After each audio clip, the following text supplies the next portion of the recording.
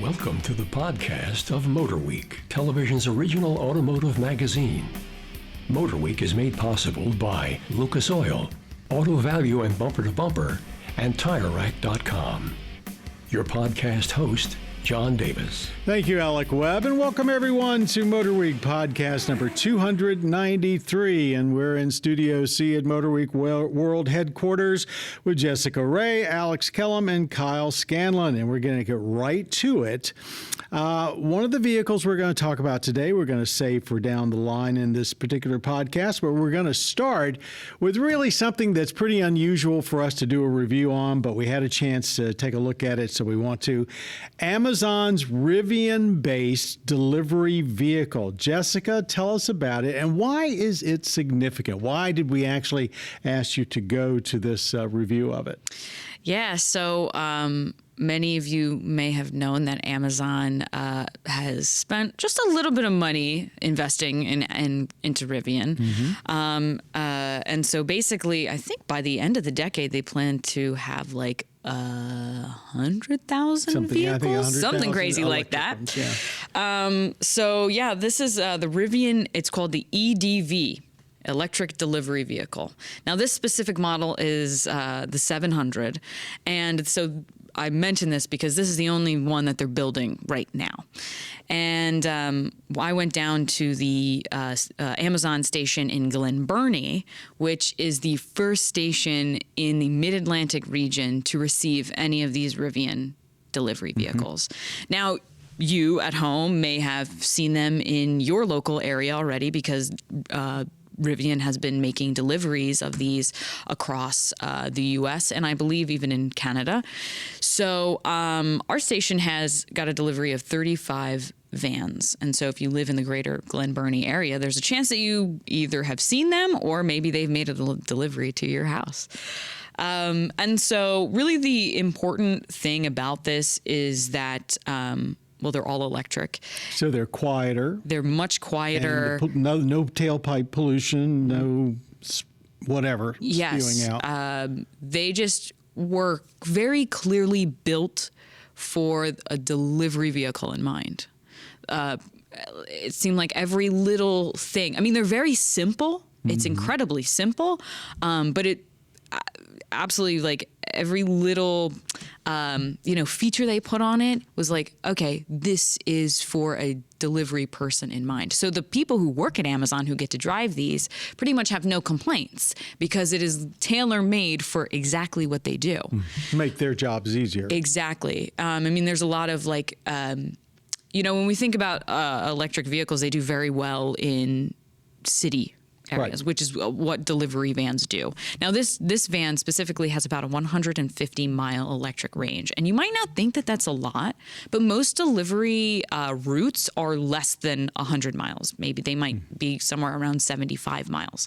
So that's actually more than they need, more range than they need.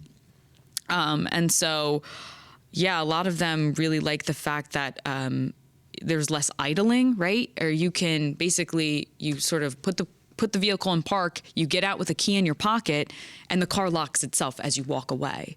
So, and that's really important specifically with, there's a lot of like safety features for the that back area where all the packages are stored, right? So there's a door that automatically opens and it can automatically close. And it does that and it will lock as you walk away from the vehicle. Oh, so they don't have to worry. Pilferage. Yes, they don't have to worry about somebody stealing it because if you have the key in your pocket, it's a proximity key, so when you walk away, it locks it up. Yes, and I mean, that's a big deal, I imagine for the most part, you're probably supposed to turn off the car, turn off the van, walk out to make your package, but that's so inefficient for people. So this is, like I said, it also was like really nice inside. It had like really impressive climate controls. It had heated and ventilated seats, which I'm sure in this summer and even in the cold of the winter is very welcome for a lot of these drivers. The setup actually inside was actually very similar to the Rivian pickup. Yes, it has that same steering wheel.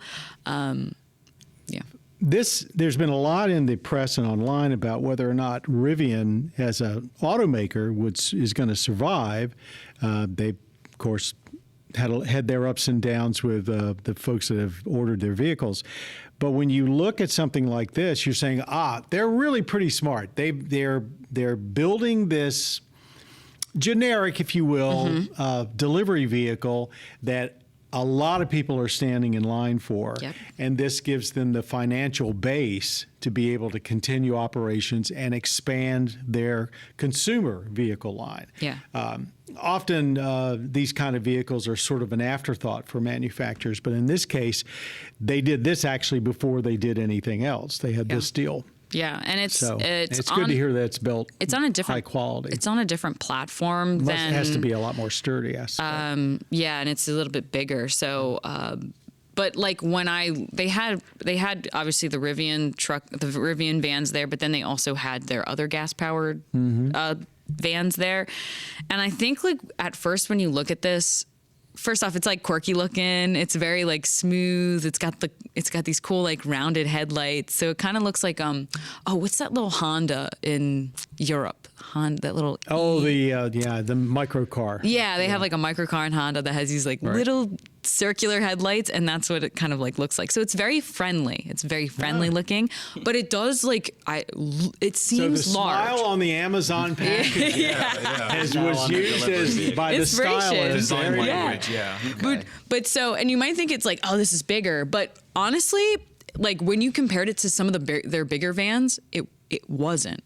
So how this will handle in something like, say, like New York City, I don't know.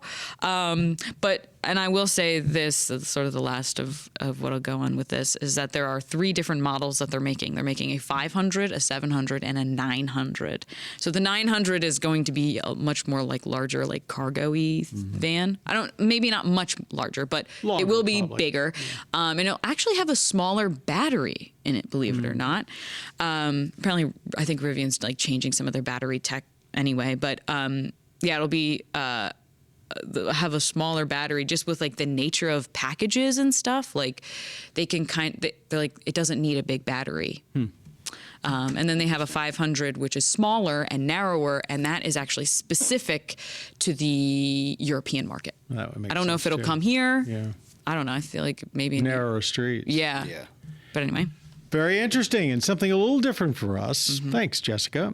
Now we're going to kind of get back on more of our normal track, and we're going to turn to Alex for the 2023 Honda Civic Type R. Yeah, I mean, I don't know how I'm supposed to follow up the Amazon things, but I'll try. With performance. With VTEC. That we can afford.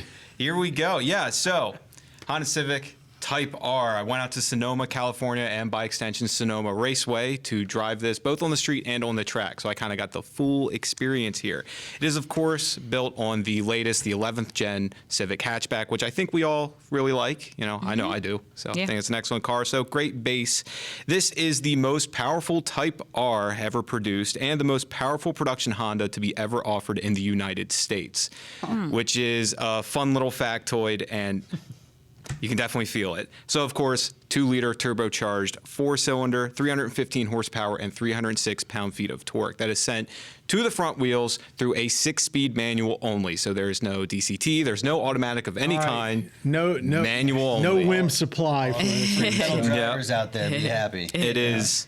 Yes. Now you also get like a limited slip differential, stock tires. Just want to make note of this. Pilot 4S's. However, a dealership option you can get, and these are Michelin, by the way, the Sport Cup 2. So if you're going to be tracking this thing, you can outfit it with some serious rubber. I mean, the 4S is good too. But for our driving session on the street, we did have it on those 4S's, and then we were lucky. The wave before us, they got a little rained out, so they had to stick on that compound. But for us, track was mostly dry, so we got to throw those Sport Cup 2s on there.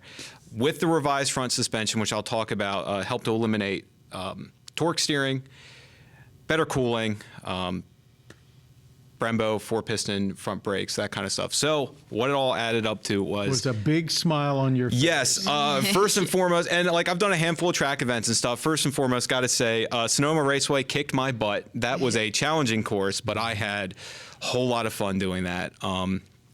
Yeah, I mean, out on the track, I mean, I don't know what else to say other than it was just incredible. Okay, but daily drive. And that's the thing. This is a and high performance compact that it's got all the Honda DNA in it. We're really not used to them pushing the envelope when it comes to performance, but it sounds like they did that. They absolutely did. And going back to my first drive, I called it track practicality or tracticality, trying to be funny. It wasn't funny, did not land. But the point is, yes, you can daily drive this, and part of that is with the technology like the selectable drive modes, and like you can program. You want the suspension to be softer and all that. But really, it's at its foundation.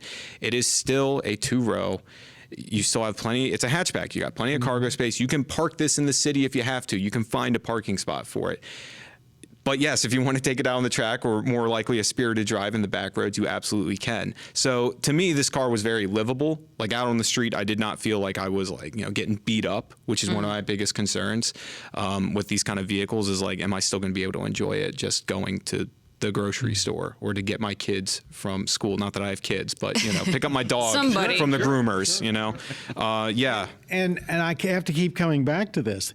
It just offers so much performance for the price. It absolutely does. So you're talking about $44,000 with delivery, and this year has been really good for hot hatches in particular. I mean, you have the GR Corolla, the Golf R is still a contender for sure.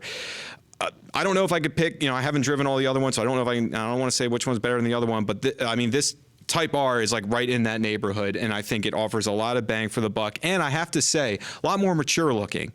The previous generation one, I mean, it was cool, but some of the people on the event I was with, one guy described it as, the last one was really cool, but I was really embarrassed to drive it. And I was like, wow, that's a little mean. Honda PR is like 5 feet that way. But then they heard it apparently. But this one. Yeah, you got a big old wing in the back, and you got extra cooling and vents and all that stuff, but it still, to me, it's more mature. It's a little bit more slick. I don't know. It's just, to me, it's very fun. To set the visual for folks that haven't seen it, so when you walk up to it, it's a Civic, but, do all of the extra go fast parts look like they've been tacked on? No, definitely not tacked on. But it does separate it. I mean, you'll look at it and you'll go, yeah, that's a Type R, because you will see the wing, and there's like an optional wing you can get that looks a little bit more like Gucci. It looks really cool. The best part about it, to me, you'll look at it from the front and you see the trademark red upholstery, and you're like, that is cool. But when you sit in it, my drive partner took note of this. You sit down and you look forward, the dash doesn't just have red plastered everywhere. It looks like a Civic, which I think is a welcomed change. You're not just staring at red the whole time. But one neat thing in the interior I have to mention is the F1 style shift indicator. You throw it in the track mode and it starts lighting up. It gives you tone. I made a note in it in my video. To me, it's like you're in a jet fighter. Explain for people that aren't what that is. So let's say you're going down the road, and you have to, I believe you have to have it in track mode for this to come into effect. So if you're just in the normal mode, you're not going to get this all the time.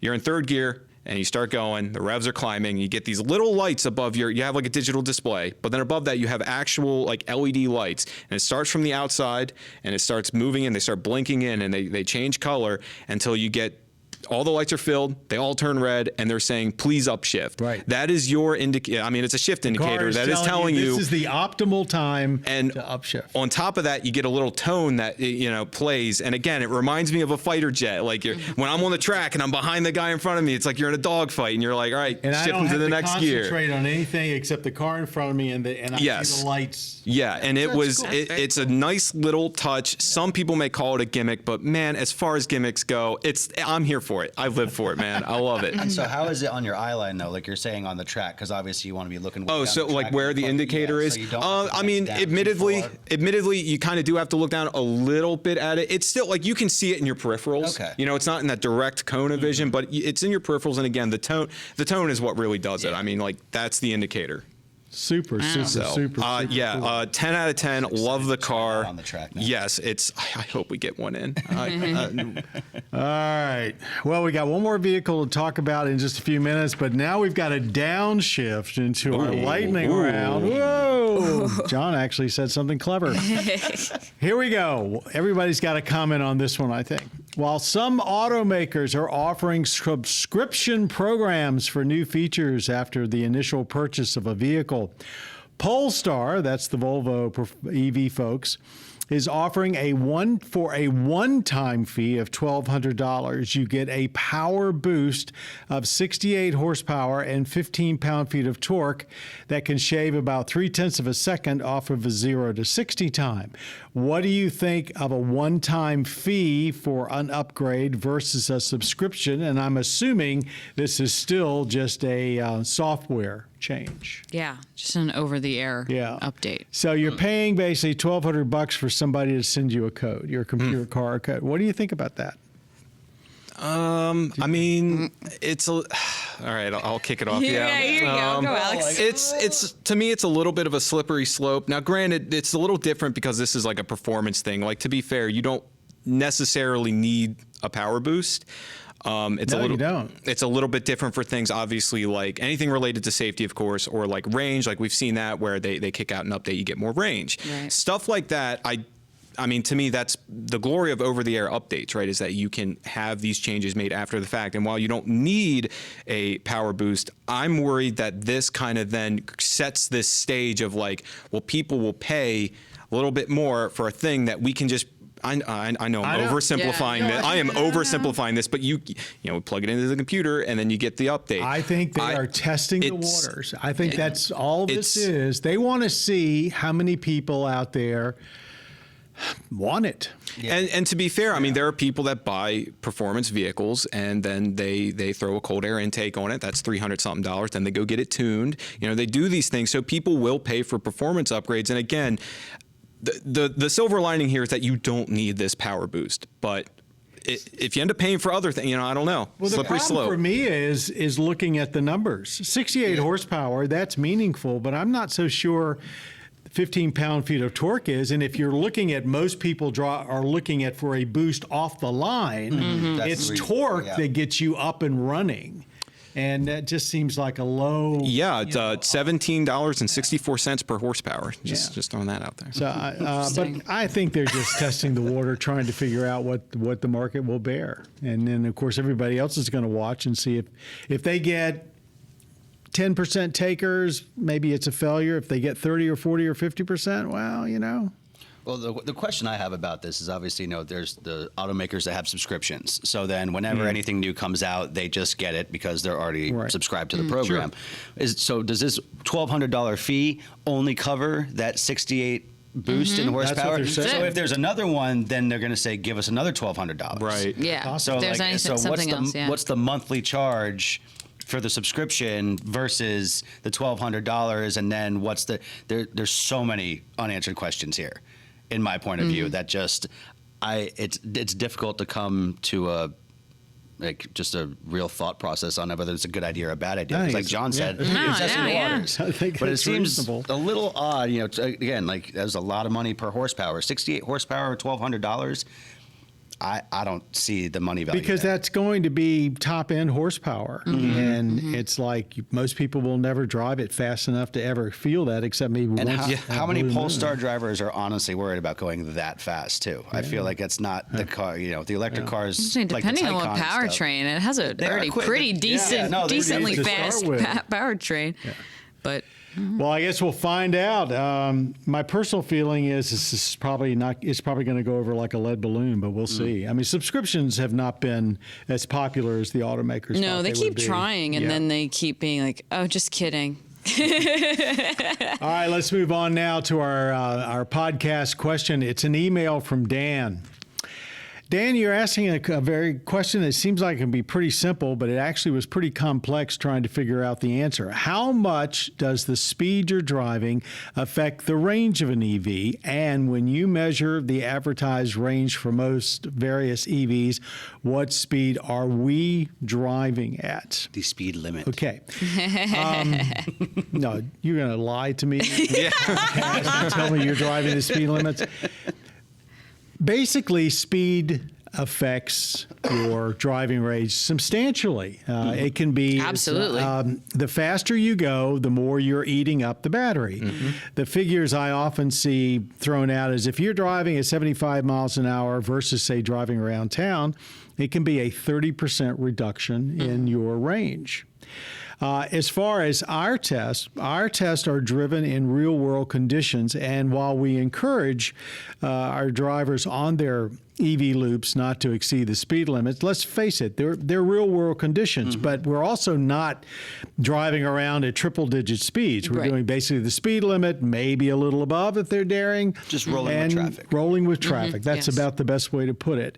I looked up how and please somebody else can chime in here. I looked up how the EPA does it for their test, and they use basically two tests with some extra tests thrown in to measure vehicle range. The first test they use for city driving, the average speed's only about 21 miles an hour.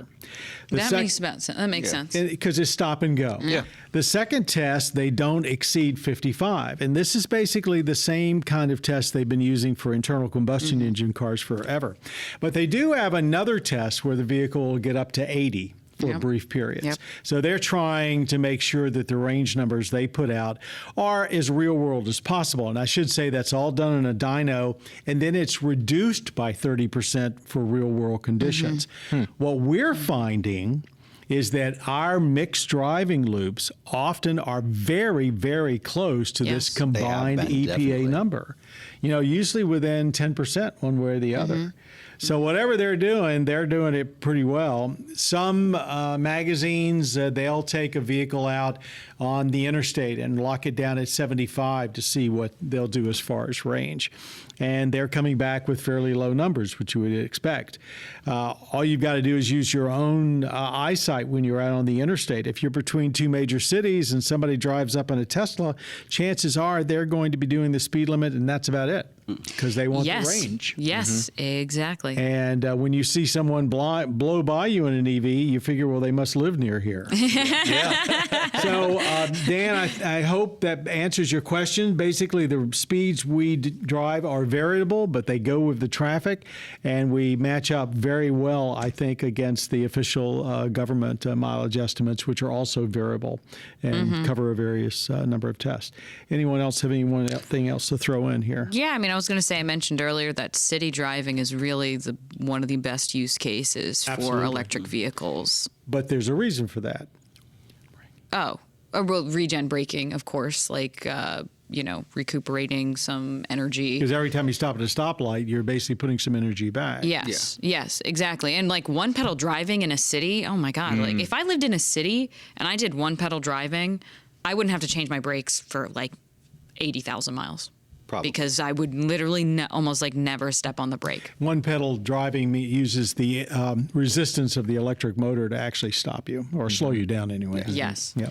Yeah. While also at the same time generating electricity, it goes back into the battery. And if you want an exacerbated example of how speed can affect it, when you guys go out to do tests at the track with the EVs, you do so many runs. You're going full throttle, if we still call it throttle. It's still full throttle. Yeah, But it sucks the battery down. Yeah, exactly. Yeah, so we go out. It's about from our headquarters here, 75-ish, 80 miles out to the track, and myself and There's Steve- no chargers and out there. Oh, there's one. There's one in One Frederick. There's One in Frederick. One in There's Frederick. place in Frederick to get a fast But charge that's still done. 25 miles away. Yeah. So it's myself and our other main road test guy, Steven, we have a lot of range anxiety when these track days come about and we have EVs.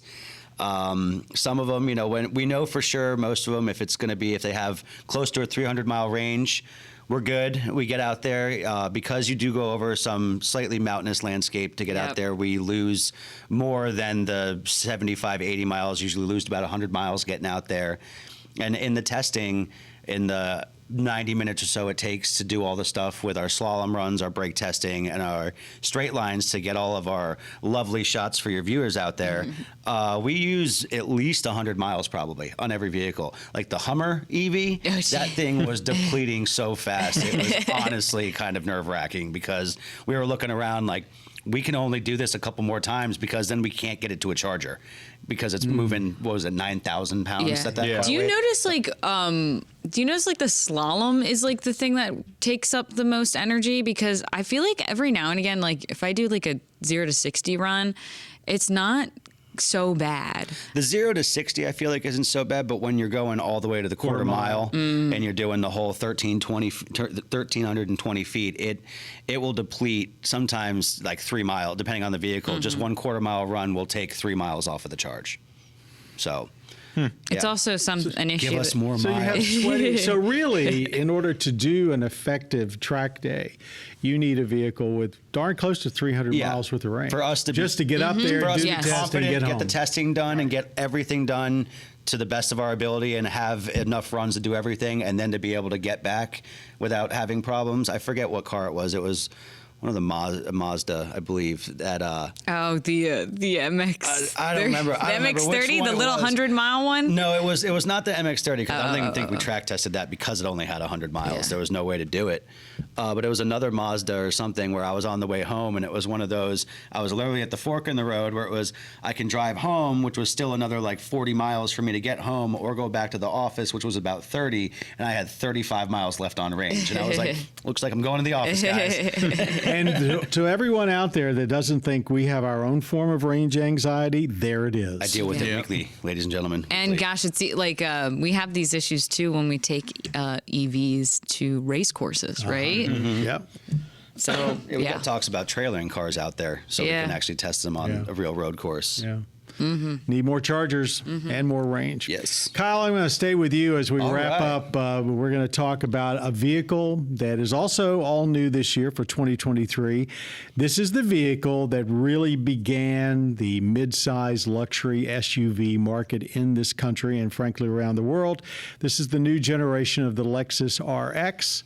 Now, we had the RX 500h F Sport Performance all-wheel drive, their top-of-the-line performance model. Yes. But the RX, of course, is known for its poshness and for its reliability. Take us away on the new RX. Yep. So as John said, the 2023 RX 500 HF Sport Performance, like you said, the all-new all-wheel drive, or the new all-wheel drive setup, they're calling their Direct 4.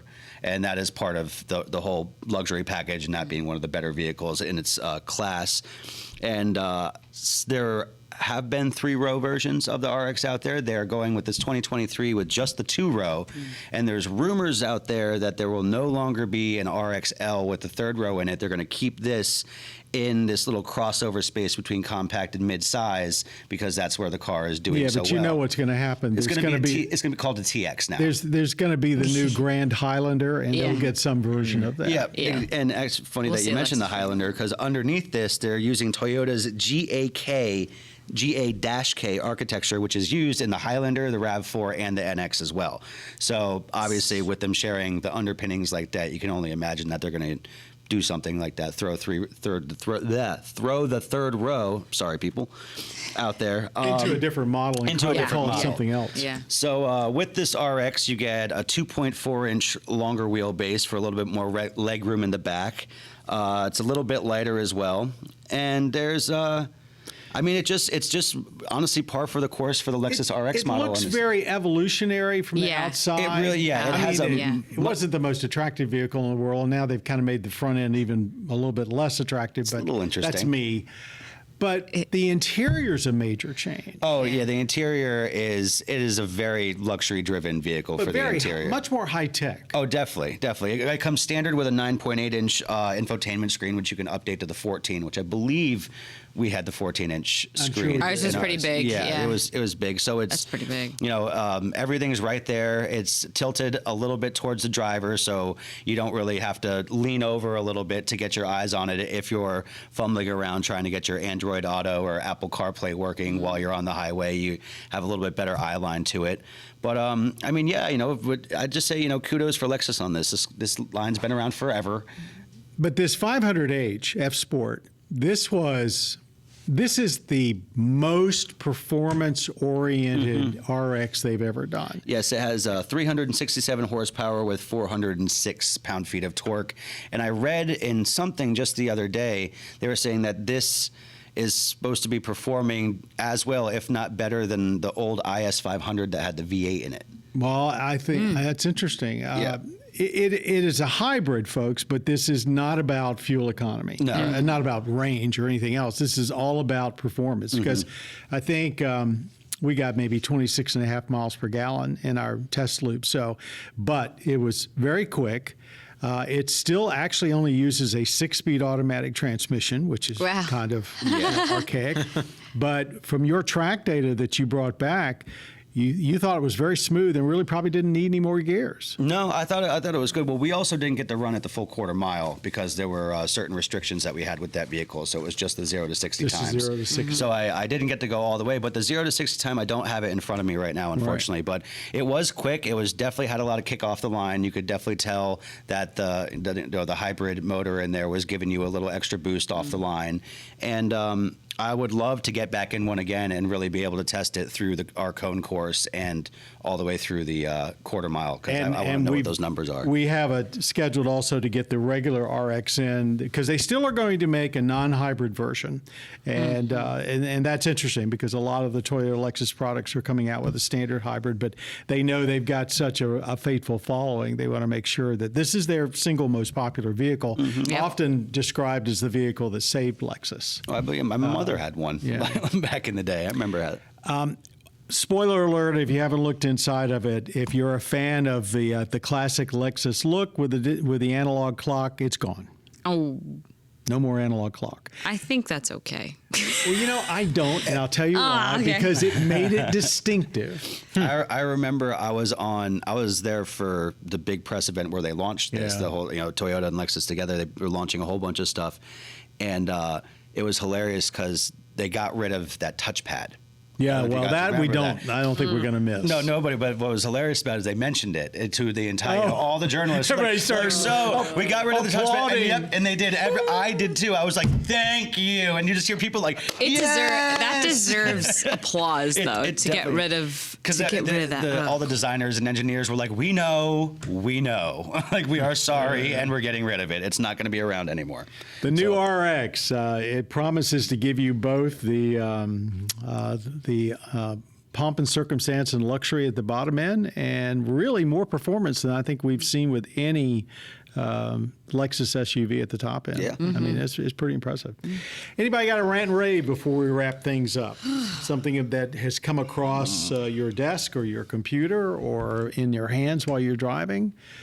Not a thing. I was going to say something, but it was pertaining to the holiday season. I'm pretty sure this airs after that, so it's not going to make sense. I don't remember what the air date for this is Well, specifically. let me see. What does it have to do with I mean, season? holidays Just go ahead come and and field go. it. So go ahead. Now that you basically said I it. opened the can of worms. Just be nice in parking lots, please. Yeah. Fighting over I don't think spaces that and has anything people. to do with the holiday season. Well, because there's so many people. That's what I'm. So yeah, in general, but with the parking lots and the malls and everything else, I just see people, doing very rude physical gestures towards each other when they're, getting near a parking spot and one person thinks they deserve it and the other person doesn't, and it's ridiculous. Yeah, I agree. You can That's go true. another 30 feet down and get a different parking spot a little further away from the entrance to your store. So To everybody out there, we're recording this about 10 days before Christmas so that we don't have to record one right around Christmas. Everybody on the staff gets to take a nice long holiday. I think I have a rave before we Oh, end. please. And it kind of is in tangent with what you said, Kyle. And it's that around like right before Christmas, like the days before Christmas is my favorite car spotting. In Why, because of parking the lots. big red bows. No, because I used to do that. no, because it's like everyone's doing their last minute Christmas shopping, right? So I remember I went to Target last year, and the amount of luxury cars that I saw like a brand new S-Class, I saw a Bentley, I saw a G-Wagon, I saw cars that I do not normally see, but nobody's immune to the last minute procrastination. That's why in the Shoot, Midwest I they forgot always. this. In the Nana still Midwest, needs a gift. You've heard in the Midwest they call Target Target. Yes. Oh, well, yes. There you go. Yeah, it's classy. Yep. So Classy. Classy. exactly. So get your car spotting on. Yeah. That's good. All right. Thanks, Jessica, Alex, and Kyle. And thank also to the guy who makes us sound so brilliant every week, despite ourselves, David Wainwright, our audio engineer. Kudos to podcast producer Jessica Ray, who's sitting right here, of course, and our podcast creator, Bob Mixter. Hey, out there. Thank you for listening to our podcast today. And if you're wondering what time MotorWeek can be seen coast to coast on your local public television station, all you have to do is go to our website, motorweek.org, click on the tab about the show at the top of the screen, then station listings, and enter your zip code for the times and days in your area. Or you can hop over to our cable partner, mavtv.com, for their schedule. And just remember, you can stream MotorWeek episodes in their entirety for free on your mobile device or on your streaming box by downloading the PBS app that's available at your device's app store or streaming channel library. All of the individual road tests and features and our retro reviews are also available at youtube.com/MotorWeek. So if you have a screen, there's no excuse for you not watching MotorWeek. Till next time, everybody, I'm John Davis. Thanks for being a part of MotorWeek. You have been listening to the podcast of MotorWeek, television's original automotive magazine. MotorWeek is made possible by Lucas Oil, Auto Value and Bumper to Bumper, and TireRack.com.